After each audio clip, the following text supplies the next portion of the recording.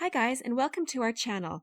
Today I'm trying out a product called PeelTech 150. PeelTech is a masking fluid, so it protects areas of your project that you want to remain untouched.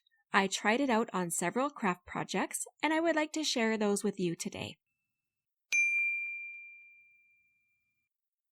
This product is used in the construction industry to protect surfaces during painting and refinishing projects. But since it's quite similar to masking fluid that you can find in the art departments, I knew that this would be great to use for craft projects also. The instructions say to apply this with a brush or a roller onto the surface that you wish to protect. Depending on how porous your surface is, you may need more than one coat. It must be fully cured or dried before it's effective as a protective film. This is the 1 quart size, and it comes tightly sealed with a vapor lock lid. Sometimes vapor lids can be a bit tricky to get off, but the instructions say to pry it off with a coin, so I just went around bit by bit and found it pretty easy to remove. The consistency is like yogurt, but it doesn't smell like yogurt. You can definitely smell the ammonia, which is what they use for the preservative. Even if you get masking fluid from the art department, they also have preservatives like ammonia and formaldehyde. Just keep good airflow in your craft room when you are using masking fluids. Keep your window open, use a fan, keep good airflow coming in. So I tested this on a piece of paper to see how long it would take to fully set. This sample took about 20 minutes.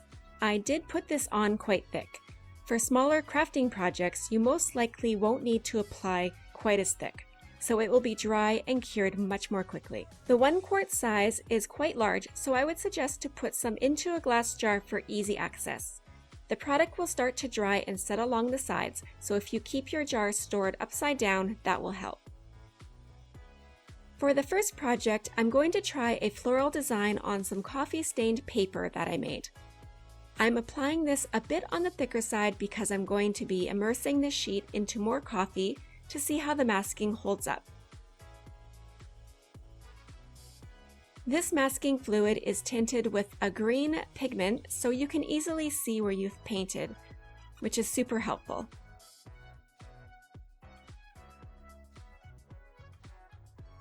I'm using just a regular brush to apply this, but I think if I were to use this on a regular basis, silicone brushes might work even better.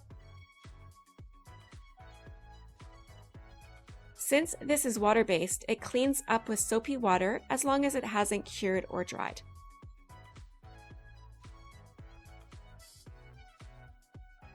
I've tested out lots of masking fluids over the years that don't quite work as expected, but this one held up perfectly, as you can see.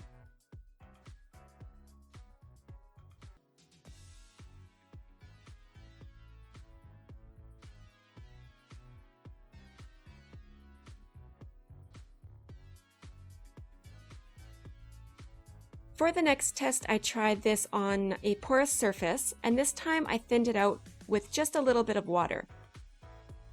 One thing about thinning masking fluids is that if you use too much water, it won't cure or set properly, and then will be pretty much impossible to get off.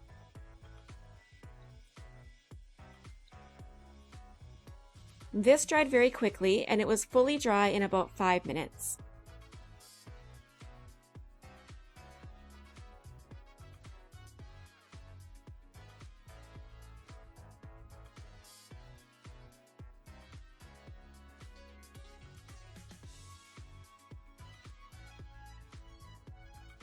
For the final test, I tried it on bright white watercolor paper.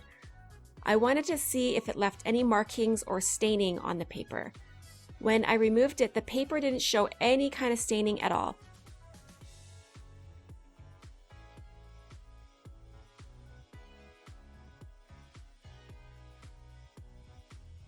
I spoke to a rep at PeelTech and asked them if this could be used on fine art, and they said that it is acid-free and can be used in fine art projects.